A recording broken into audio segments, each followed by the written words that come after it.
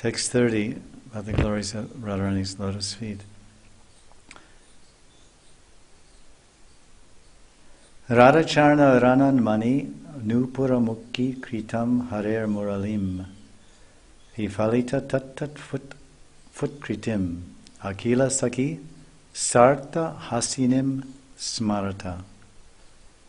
This is 9:30. When Krishna's flute became silent as a result of hearing the sound emanating from the anklets of Radharani's lotus feet, and despite his strongest endeavors, Krishna could not continue to keep playing his flute. When all the gopis saw that, then they began to laugh. That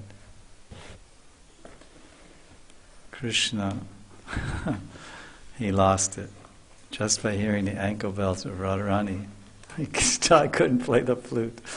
Flute has how many types of sounds and trills and modulations and notes you can play on a flute compared to some ankle bells. Ankle bells go ching, ching, ching, ching, ching, ching. That's all they do.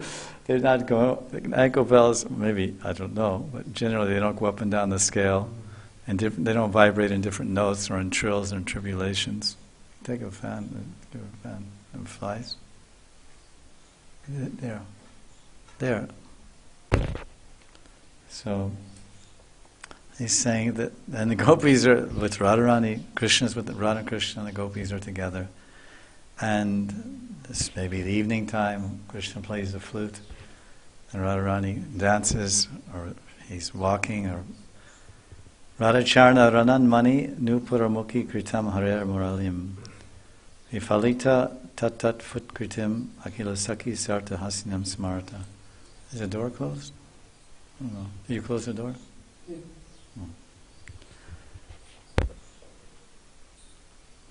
He's saying, Nupura mukhi kritam harer muralim vifalita tat fut kritim.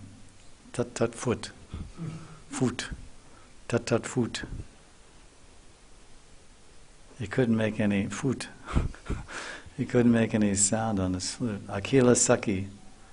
Sarta hasidam smarata. When they remembered this, he's saying, oh my mind, just meditate on this pastime. So minds are full of thoughts. Minds are always thinking. They have so many thoughts, and he's telling the mind should be full of lila. As Prabhupada told one disciple, when we chant the holy name of Krishna or japa, we should remember the pastimes of Radha and Krishna.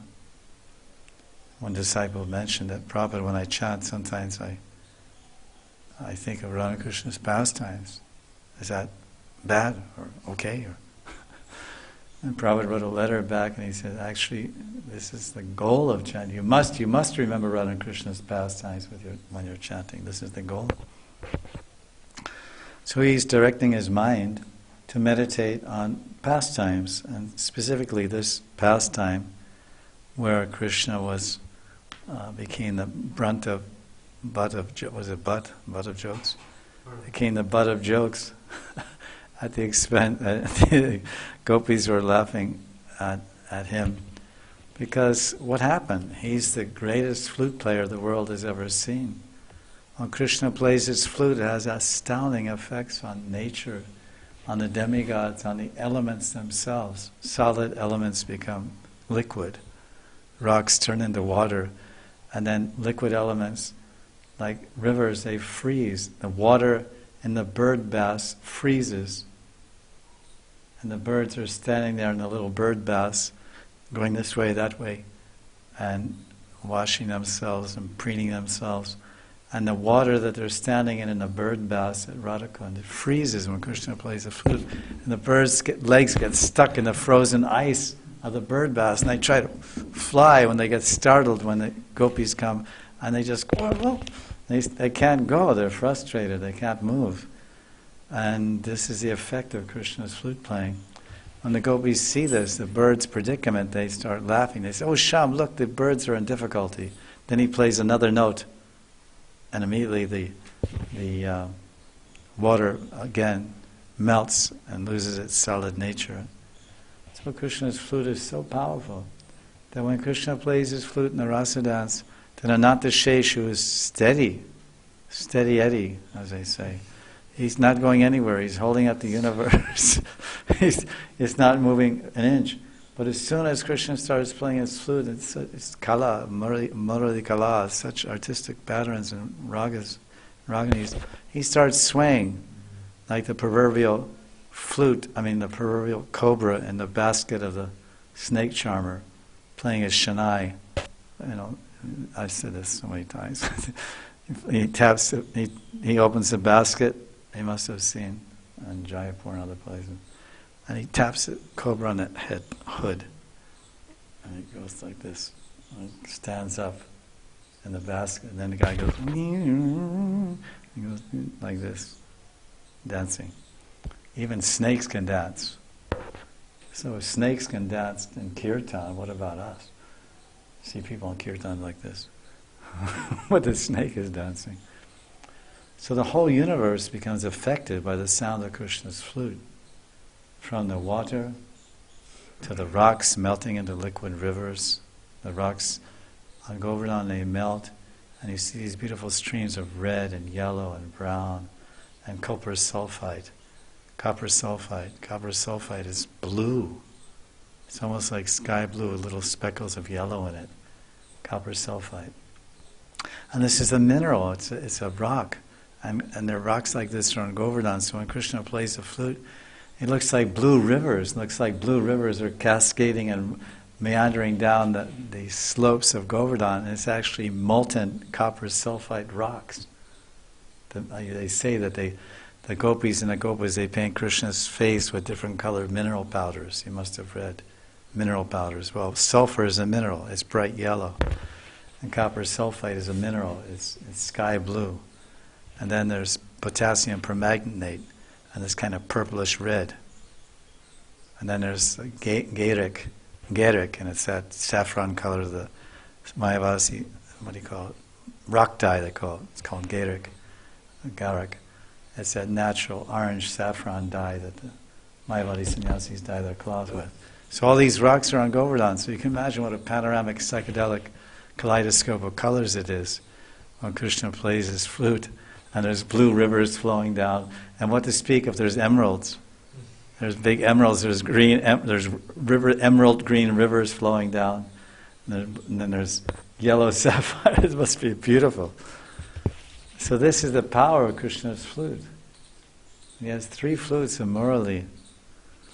And then he has the Venu, and then the Vamshi. And everywhere is so much writing about the power and prabhava of Krishna's flute. Shiva hears that the ragas that Krishna is playing at the Rasa dance, and he goes to Indra. He says, "Indra, are you listening to that?" And then Brahma comes also, and they have a sammelan. Brahma, Indra, Shiva, some of the greatest musicians and dancers and lovers of music in the whole universe. Then Narada Muni joins in the discussion. I say, "Have you listened to that? Can you listen to that? Listen to that Murali. That's Shyam Sundar in Vrindavan with the Abiras, the Gopi girls, the dancers of Braj. Such music he's playing. Have you ever heard such a thing, Indra, in your whole court? Has anything been described in Bharat Muni's Natya Shastras or anywhere? I've never heard these compositions." Just like last night, there was some program at Gadadhar Chaitanya Mat. Since 5-6 days, they're celebrating the Avirbhava Gadadhar Pandit, which is today. Gadadhar Pandit Radharani Avirbhava Titi Mahotsav Ki. So this is the astounding, we were describing the power of Krishna's flute, which is well written about everywhere. Rocks melt, trees dance, demigods become bewildered. The Swargadevis were flying above the Rasmandala with their husbands, the Swargadevas, the heavenly beings. When they hear Krishna's flute music, they're nivibandha. Nivibandha means the knots of their undergarments, because they don't have elastic bands and whatnot. Everything was done like tied with thin ropes or strings. It's called nivibandha. And like old-fashioned type of undergarments or even overgarments, like petticoats or whatnot. Little string with a knot on it. So just hearing the flute sound of Krishna's music, and they would become loose. It's called tanya motiyata, which is one of the anubhavas, maybe it's a vyavachari bhava. The body becomes slender. Tanya means body, and motiyata means become slender. So that's why things fall off. Like if you have certain clothes that fit you and you lose 20 kilos, when you put them on, they won't fit. They'll slide off if they're pre-made waists and whatnot. They won't. It's like a 9-year-old wearing his father's underwear. They'll just won't stay up. So they're in ecstasy, so their bodies actually shrink to the effect just by hearing Krishna's flute. They haven't touched them; they only touched the loving vibration of his flute. Has such pronounced and profound effect on their forms. Because the heart moves the mind, and the mind moves the body. So Krishna's flute moves all three. It agitates and thrills their hearts and minds, and then their senses become somewhat disjointed from their normal functions, and their bodies shrink and their clothes slip off. And now, so that being established, but now we're finding that Prabodhananda Saraswati is describing the power of Radharani's music. We're not talking about her veena. She's very expert on the veena. Veena is a very artistic and complicated musical instrument, something like a sitar, which can make a vast range of raganis and vibrations of music. And she's expert on that. Kalavati Radha. Kalanidhi Krishna and Kalavati Radha. Maybe you turn up one. The glories of Radharani's feet continued in this 9th Shataka, verse 30. So we want to establish the power and influence of Krishna's flute, which is well documented in all the Shastras, and compare it to not the music of Radharani's veena, Kalavati Radha, who is so expert in various arts of dancing and singing. Her name is Gandharvika. Gandharvika means one who's so expert in singing all the thousands of unlimited raganis. And even Radharani composes on the spot original raganis due to her expertise in music. But here, Prabodhananda Saraswati is describing the effect of the music of Radharani's ankle bells. So it's her anklets, just her anklets. There's ankle bells, which are little bells suspended from a string around the ankle. Then there's anklets, which are just solid circles, like bangles, solid gold bangle, and anklets, solid silver or gold, inset with gems. And they are Mani Nupura. Radha Charna Ranan, Mani Nupura. Ranan means the sound, the Ranan, Runa Runa Jun Jun, Runa Runa Jun Jun. So Ranan means the sound, the vibration. Radha Charna Ranan Mani Nupura. Mukhi Kritam Hare Muralim. That the movements of the Krishna Hari's Murali become muk like murk, become silent, dumb. The flute becomes dumbfounded, because Murali is also personified as a Sakhi. Because Krishna doesn't kiss wood, he kisses Sakhis. He doesn't kiss a piece of bamboo. His lips are meant for the lips of Sakhis. And even the gopis say, why, your lips are meant for us, this is not fair. This girl's with you all the time. You're kissing her all the time. Throughout the forest, you're wandering at night kissing the Murali. Murali is feminine, of course, and it's also a name of a Sakhi. And many allusions to this in the writings. So Murali becomes mork.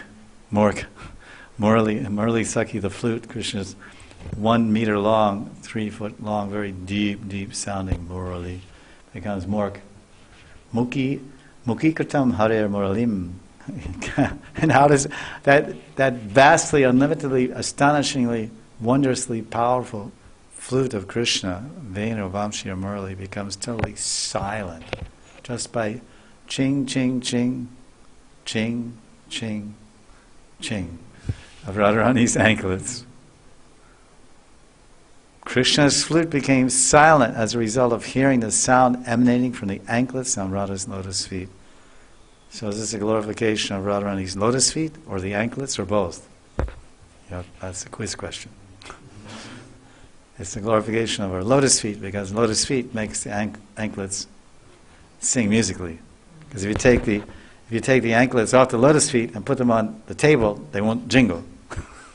So the cause of the jingling is not the anklets, it's Radharani's lotus feet. So therefore the glory here is Radharani, the source, the cause of the effect is one and only, and that's Radharani's lotus feet, which is the subject under discussion. And despite Krishna's most intense, strongest endeavors to keep on playing his flute, he could not keep playing. He told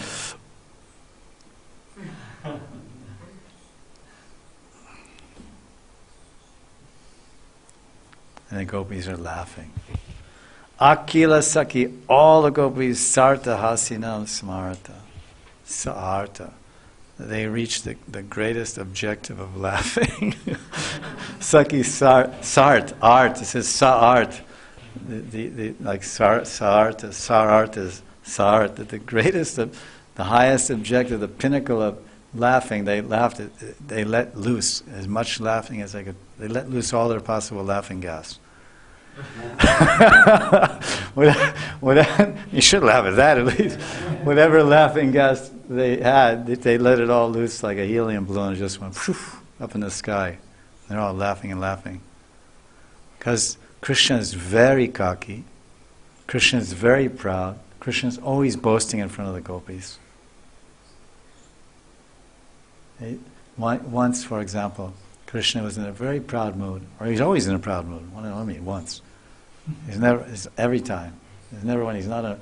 Only when he's not in a Krishna. The only time you know when you'll not find Krishna in a proud mood. You know when? When Radharani's in a proud mood. Radharani ki jai. Ananda Kanda Bhagavan ki jai. Jai Jai Shri Radhe. So when Mahanidhi Radha unleashes her avalanche of sulking, love-pouting man, Krishna becomes Trinadapi Sunichena Turariva Suhishna Amanina Manidena Kirtani Radha Kirtani Yasadari. So when Radharani is in man, Krishna is Amanina. He's Amanina. He is no man, and he becomes Trinadapi, very humble. Oh, Radharani. Radhe, Radhe, Radhe, Radhe, Radhe, Radhe, Radhe. He's chanting Radhe, Radhe, Radhe. Always Akhanda Radhanam. Sada Hari, Sada Radha. Kirtaniya Sada Radha. I say Kirtaniya Sada Hari. Kirtaniya Sada Radha. Sada Radha. This is Krishna's time. So then he becomes humble. But now his face is turning purple. Why purple? Because he's blue. And when you're embarrassed, you turn red. And red and blue makes purple. Jai Jai Shri Radhe. I've heard turning green with envy, and red with anger, and red with pink with embarrassment. So purple. This is transcendental realm. Anything's possible. Gopis are laughing, and because we're following gopis, Gopi Anugatya, we're also laughing. These are nice pastimes. He's saying, oh mind, just meditate on this pastime. Not Krishna being proud, not Krishna being laughed at by the gopis. Ishvara Parama Krishna. Ha ha ha ha ha ha. Yeah, I am Ishvara Parama Krishna. And the gopis say, ha ha ha ha ha. So they're laughing. And imagine just imagine. It's very interesting. Have you ever heard that expression? So, it's very interesting. It's 2 in 1, back to back. These were common phrases of mine always. The demigods Indra, Shiva, and Brahm are gathered together with Narada and so many other great sages, trying to understand the complexities and virtuosity of Krishna's Sangeet Visharad, his virtuosity in playing the flute. And they're trying to discuss, how did he learn it? Who taught him? Did Brihaspati go there? Did Bharat Muni go there? Who went there? Who taught him? Some Gandharvas taught him this science? Or maybe some yakshas, or he learned some yaksha science, or he did some Purush Charan Brat, and he got Saraswati Siddhi. He did Purush Charan Brat and he got Saraswati Siddhi, and Saraswati personified, blessed him with a full gamut of musical Sangeet Vidya. How is it possible? So they're discussing and listening to his playing.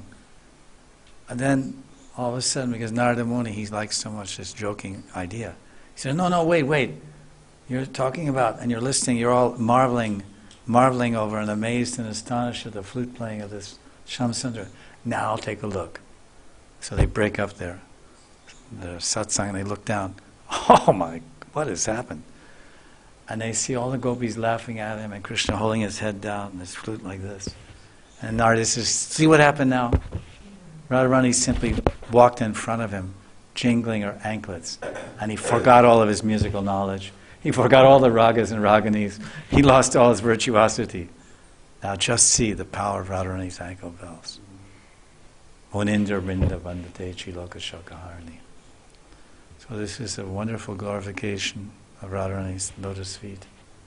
The lotus feet, her anklets on our lotus feet, and the effect of her, the music of her anklets, as I mentioned yesterday, the day before, Wednesday's off. The Govinda Lilamrita, Krishna's Kaviraj, is explaining that in the Rasa dance there are 4 types of musical instruments, or in any music ensemble or musical concert of repute, there must be 4, if it's a concert, there must be 4 different types of musical instruments. Do you remember what they were? Cymbal, string, wind, and percussion. Percussion means drums, as you know, and cymbals means all kinds of triangles and cowbells, like in rock bands they have cowbells and triangles, and then of course finger cymbals and bells on the ankles, when dancing bells, ankle, whatever they call those bells, nupur or whatever. And that's cymbals, and then percussion, and wind instruments, of course, is piccolo and flute and saxophone and trumpet and all these things, modern music. And then stringed instruments is sitar and veena and saroj and asaraj and so many, sarangi and so many beautiful instruments there are in Vedic music. And they were all harmoniously blending together. Sakhis were playing all these instruments, and also mandris, Nitya Sakhis were playing in the Sakhi ensemble at the Rasa dance, and all the gopis are dancing, and Krishna is dancing there with them under the full moon night of Sharad season. But then he says, what actually made the music perfect? What really was the catalyst to further enhance and accelerate the beauty and syncopation, harmony, and attractiveness of the music and dance was a 5th instrument. Was a 5th instrument which the Braja Gopis are so expert and talented at playing. That was their personal ornaments, their kinkini mala, their waist bells, their anklets, their nupura, their ankle bells and their feet ankle bells, their anklets, which we're describing here, their anklets, Radharani's anklets on her, surrounding her ankles above her lotus feet, and their bangles. And just the movements as they were bending this way and bending that way, they were bending so much, as described in some description of the Rasa dance. The mandris were fearing that Radharani would break her waist. Her waist would break. Her waist is so thin, and she was bending so much. The gopis were bending so much and dancing, and they weren't dancing like soldiers marching. They were bending so much, bending this way and that way. And it seemed their waists were snap at the middle. So because so much exaggerated and beautiful mudras and the ecstasy of the Rasa dance. This was the fifth musical instrument. The ornaments, the jingling and tingling, different ringing instruments, or you say ornaments of the divine bodies of the gopis enhanced the whole music and accelerated and became a catalyst to bring about more newer sounds and ragas and raganis. So we're hearing about one member of that Radharani, the most significant one, in her anklets. Try this. This is a mantra upasanam. We take one mantra describing a frozen part of a pastime and try to see it in the mind's eye. And then if we can just try to see that by concentration, just imagine or visualize. But in Swarasiki Upasana, that's at the level of bhava or prema, where one can actually read this mantra, meditate on this moment, then enter the lila pravesh, then follow the lila as it goes from this there to here to there, like a river going down. Mantra Upasana is like a lagoon. The river is going like that. Then sometimes there's a cutout or an islet or whatever in the land. So the river is going like that, and some water gathers in like this, Kaliyarad. Now Yamuna is like this, so forcefully going like that. But there was some erosion or something like this, some erosion on the bank of the Yamuna, so that 99% of the water is rushing like this, huge river in the old days. Then some went there in this, it's called lagoon, and the water is just sitting there. It's not moving. So it's a nice place for snakes to live. If they go out in the river, they get washed down to Mathura. So he wants to cruise around there, and that's his domain, a lagoon. So that's like the mantra. So the mantra is, you can say, a starting point to enter the river, or you just go around there, from what I understand. So he's saying that let's meditate on this pastime, thinking about it, meditating as much as our purity of our inner vision and concentration can produce by the mercy of Guru and our advanced state of devotion. This next verse, text 31, further describing of the Radharani's lotus feet.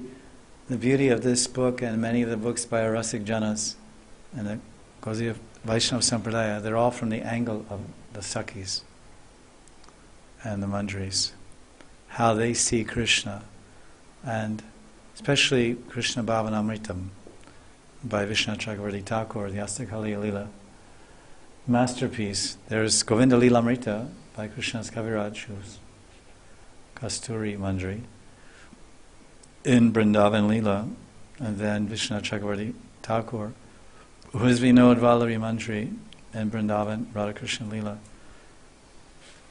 Govinda Lilamrita gives more of a viewpoint, an overall viewpoint of looking at Krishna from the viewpoint of Krishna looking at his mother and father, at his friends, his servants, his gopis, and they looking at him, the dasas, the sakhas, the parents and the lovers, the gopis.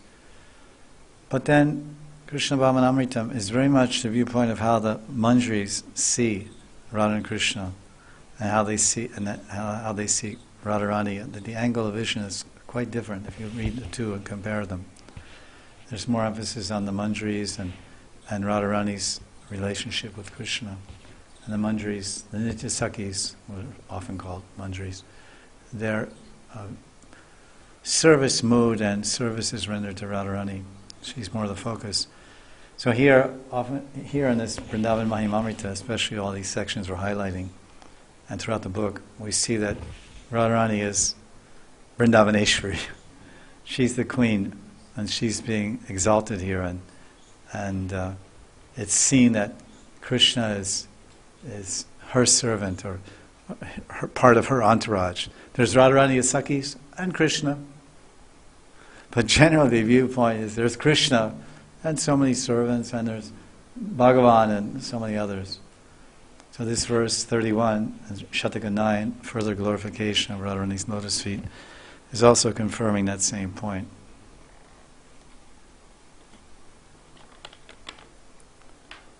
Govinda, Govinda, Govinda, Govinda, Govinda, Govinda, Govinda.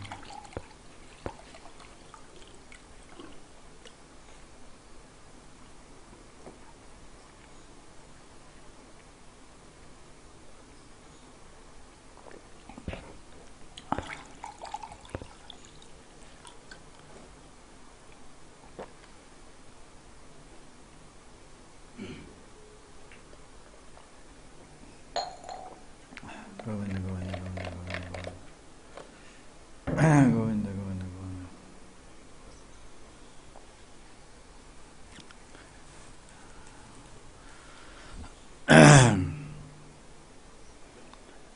I didn't read the other. Actually, there's another translation. I forgot this second book here. Verse 30, Shataka 9. We heard how Krishna's flute becomes silent when he hears the sound of Radharani's anklets, and seeing that Krishna stops playing his flute and becomes rather dumbfounded and forgetful. He forgets how to play, and because Krishna's flute is never silent, is never separated from Krishna. You can't separate your heart from your body. It's your very existence. It depends on it. You can't separate Krishna's flute from his body. It's his very his existence depends on his flute. He sleeps with his flute, he eats with his flute, he dances with his flute. There's never a time when he sleeps, his flute is in his hand. And sometimes when he sleeps and he becomes very relaxed, and his fingers become relaxed like this, and then the gopis come. Bamchi Chori, and they steal Krishna's flute again and again and again. Every day. And every day it's a new theft. And every day it's a new surprise. This is the beauty of Vrindavan, never the same. So this other translation of this verse we can read here. Everyone, please meditate on Krishna's flute, which is now completely silenced. So I meant to say, I didn't finish the sentence. Krishna's flute is inseparable from him, and practically he's always playing it. Even when he's sleeping, he's playing the flute. How is that? No, the flute is, he's holding the one flute in his hand, but in his dream, he's dreaming, and while he's sleeping, he's having swapna vilas. In his dream, he's playing a flute, and he's calling the gopis, and they're not coming. And he's speaking in his dream, why aren't you coming? Every time I play my flute, you come to my side. Let me try again.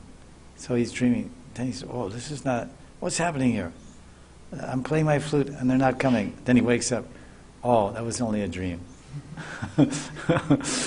So even when Krishna is dreaming, he's playing the flute in his dream.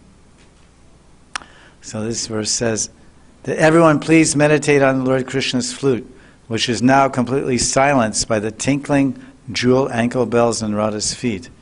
All its hissing is now useless. Oh, that's what this means. Tat tat foot kritam vifalita. It's such an accurate description. Vifali. Fala means fruit. V means without. Tat tat foot. So foot, P-H-U, foot. It's like onomatopoeia, poetic, or onomatopoeia, whatever it is.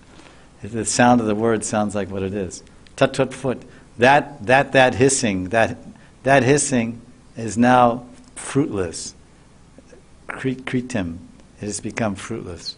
So that's exactly what happened, because Krishna is blowing air into his flute and he's playing so much beautiful music.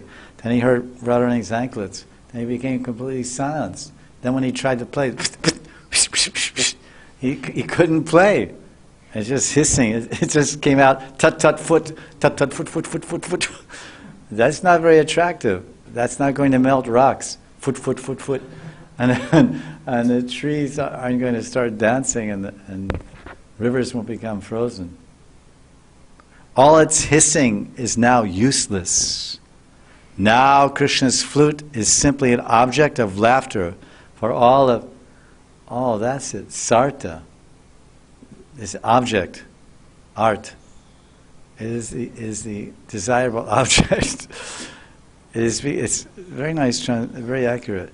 Now Krishna's flute is simply an object of laughter for all of Radharani. Akila Saki. All of Radharani Sakis, Sarta Hasinam. It is an object of their laughter. Hasya Ras. Are you laughing? No, you should laugh. When the gopis laugh, you should laugh. When Krishna laughs, you should be quiet. You should look at him, furrow your eyebrows. Don't laugh at my Saki. Sparshiyat ananan lochana hridaye jigran muhur muhu kimapi rara surabhi su shitala parakamalam dhama shabate shamam.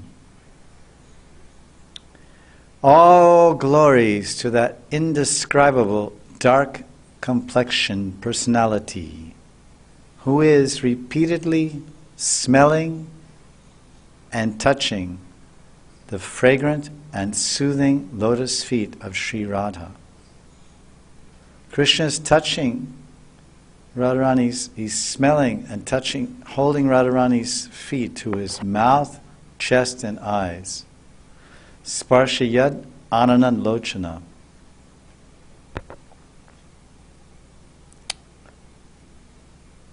Anana means face, lochana means eyes, sparsha means touching, hridaya means heart. Muhur muhur, again and again. Shamam, damam shobhate shamam. That abode of darkness, he's holding Radha Surabhi Sushitala Parakamalam. So much, just see the position of Radharani's lotus feet. Krishna is holding them to his face, his eyes, his heart, again and again and again. And what are the quality of Radharani's feet? Shobha. Shobha means they're fragrant and they're soothing. Sushitala means very, very cooling, very soothing. It's really fired up flies around here. End up giving class like an Indian housewife or something. Like this, right? So, flies are not very chaste. I'm not supposed to look at the face of another fly. Because Lord Krishna again and again smells Radharani's lotus feet and presses Radha's lotus feet to his face. And he presses Radha's lotus feet to his eyes. And Shyam presses Radharani's lotus feet to his heart. Radha's lotus feet are fragrant and pleasantly cooling. Those lotus feet now shine with a dark splendor. Oh, that's nice. Padakamalam dhamam shobhate shamam. Shobha means shobha, means splendor. Like Prabha, Prabhasmi Shashishuriyo. Dhamma shobhate shamam. How many qualities of Radharani's first in this verse we hear about the lakshana, the charna lakshana, Radha charna lakshana, the characteristics and qualities of Radharani's lotus feet. And then we hear about the effect and prabhav and power of her feet, all in one verse. And then this verse creates an extraordinary, very vivid image in our minds of the Supreme Personality of Godhead. What a humble position he takes. It said, Ekale Ishvara Krishna Arasabhyabhritya. That Krishna is the one Supreme Master, and everyone else is holding Krishna's feet on their heads and submitting to his divine command as his eternal submissive servants. Ekale Ishvara Krishna, one Lord, the Master, controller of everyone, of every living entity, every living being, and every jiva. But he is taking the feet of his master, his mistress, his Swamini Radha, his Priyaji, Radha. And first we hear that, and it's not something he did he was bewildered one day and he got really bewildered, or he just went, because sometimes people will do something one time in an extreme emergency. So Radharani may be in extreme unfavorable contrary mood, then Krishna comes and gently presses her feet and speaks very softly and flatters Radharani and speaks very wonderful words. Then in an off moment, maybe he may take her feet and hold them to his forehead or to his eyes. Oh Priyaji, please forgive me. I'll never go to that one again. I'll always be on time. I won't come at sunrise with all these funny marks on my face. I promise. But it says, Muhur muhu kimapi. Hridaye jigran muhur muhu. Muhu muhu means again and again. Krishna puts himself in a situation where he must press Radharani's feet to his eyes. And his face, his lochana, his eyes. Radha charna sparsha lochana. He must hold Radharani's lotus feet on his eyes. Radha charna sparsha anana. He must hold Radharani's lotus feet on his cheeks. Radha sparsha hridaya. He must hold Radharani's lotus feet, press Radharani's feet to his heart. Oh, my Swami, oh Priyaji, please forgive me. Please forgive me. Please hold my hand. Please look at me again. Please smile upon me. Please dance with me. Don't forsake me. You are my everything.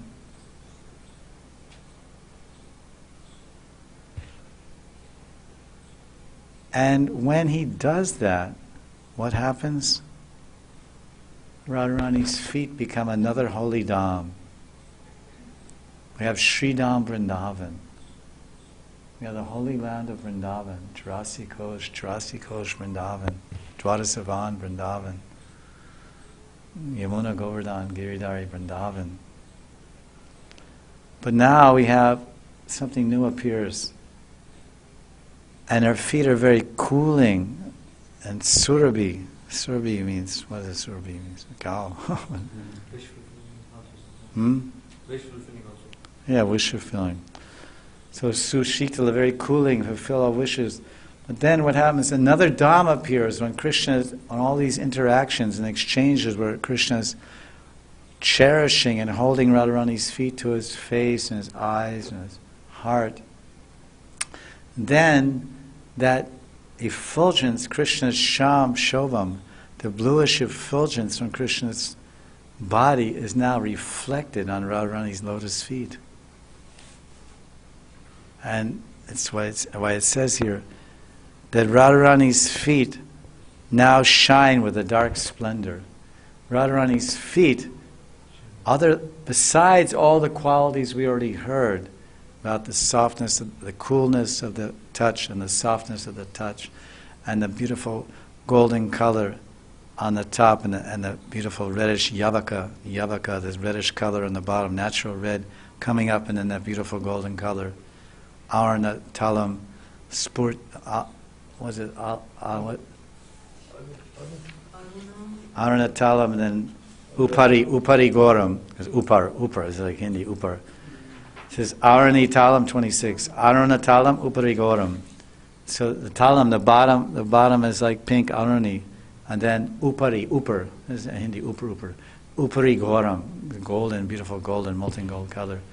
So we heard about their color, and the toes and the beautiful toenails are like 10 moons, like full moons, and they're reflecting. Her jewel rings are reflected there, and now we're hearing how Krishna worships those feet, and how his cherished, his prized possession, his flute, which he controls every living entity in Vrindavan. All the moving and non-moving living entities in Vrindavan are fully enlivened and inspired and controlled by the music Krishna vibrates on his flute. The birds, the trees, the animals, the deer, the peacocks, the monkeys, the cows, the gopis, the gopas, his father, his mother, everybody moves and breathes and thinks and desires based on the music and the modulations and harmony of Krishna's flute song. That's how significant and powerful the flute is. And he has 3 different flutes to control all the aspects of Vrindavan. Just like in the Battle of Kurukshetra, the warriors had different mantra weapons for controlling this element, or the air element, they had this weapon, and the water element, they had this weapon, and then the fire element. So Krishna is controlling all the elements, all the moving and non-moving personalities, and all the objects and persons, and all of Braj Mandal with 3 flutes. These are his astras, Vamshi, Vena, Vamshi, and Murli. And those flutes become work. Tat tat foot kritem, tat tat foot. You start hissing. Imagine you're playing a flute, and all of a sudden the flute player's up, and everyone's like, "What happened? This is Hari, so and so. What's happening? He's such a great flute player, and the world's greatest." And he in the middle of a concert.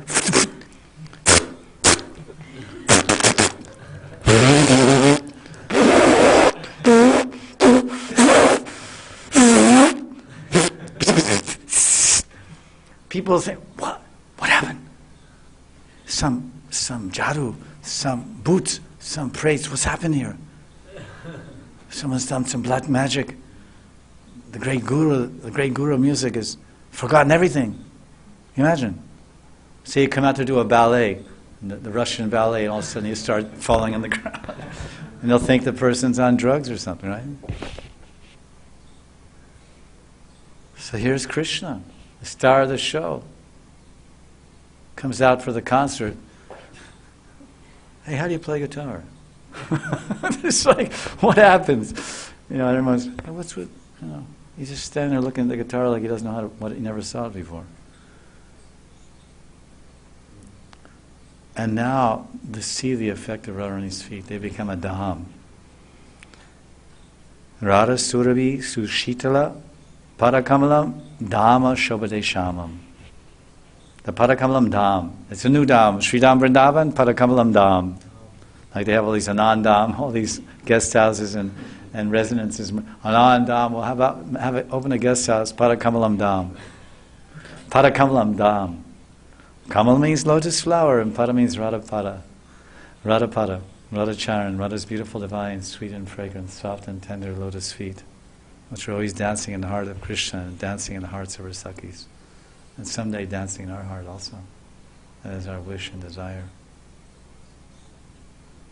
So here we hear Pada Kamalam Dhamam Shobhate Shamam. Now this is one more attribute. Because first Radharani's feet have all these qualities and attributes. Then they have an effect on Krishna. Then when Krishna gets mesmerized by the qualities of Radharani's feet and her different moods of man or pouting, where he has to placate her and mollify her and pacify her by begging her and coming in from a great, very slow, from a great distance, from her toes up, and taking her feet, let me just kind of take her feet and see if I can if I can get her feet to win her attention of her feet, maybe I can win the attention of her eyes and smile. So then he holds Radharani's feet, Krishna holds Radharani's feet to his eyes, to his face, to his heart, hoping that Radharani... Now when that effect of Radharani's feet happens, the Krishna does all these things the verse describes, that creates another lakshana, another quality of Radharani's feet. Because when Radharani's feet come in proximity to Krishna's face and to his heart, the shining, the glistening, beautiful, glowing blue chest, blue complexion of Krishna's chest, glowing like the bark, the shiny dark bark of the tamal tree, tamal Krishna, tamal vaksha, tamal snigdha vaksha, that beautiful glossy, shining complexion of Krishna's beautiful broad chest, like Indranila, like a doorway. Rupa Goswami describes Krishna's chest as like a doorway made of Indranila, made of blue sapphires. Beautiful.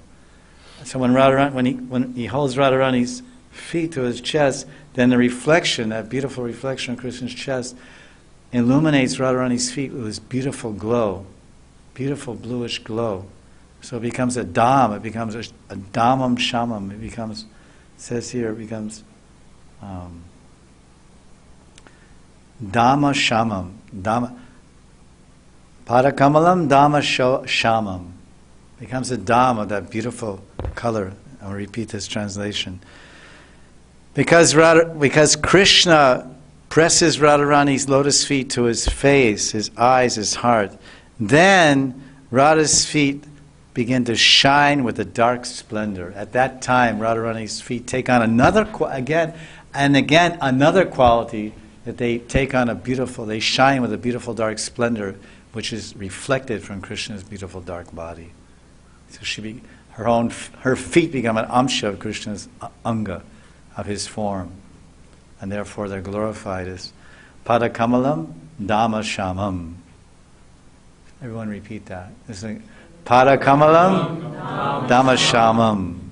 Padakamalam dhamma shamam. So we'll close our class today with this thought and this verse, and continue tomorrow by the grace of Vrindavan. Let's say Prabodhananda Saraswati Thakur. Jai Jai Shri Radhe